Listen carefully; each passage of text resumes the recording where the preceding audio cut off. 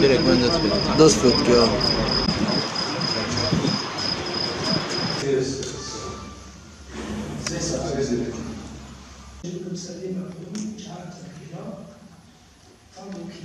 Allahu Ekber.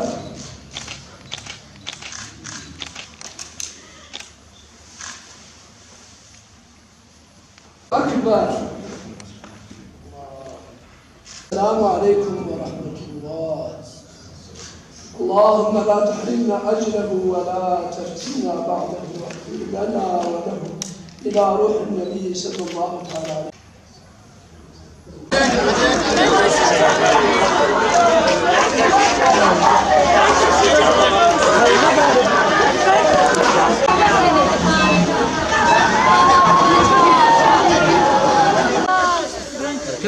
ولا تبت الولد ولا بابا ولا بابا ولا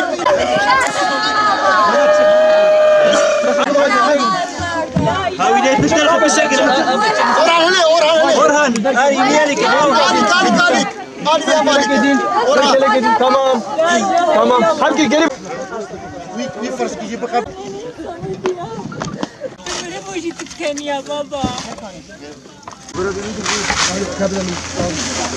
Ayaz baba.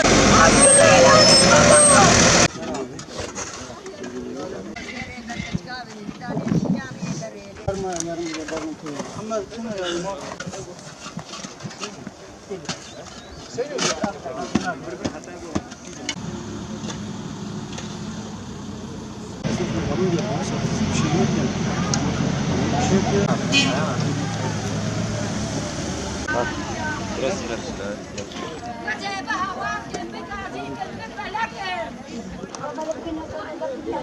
حد وكبير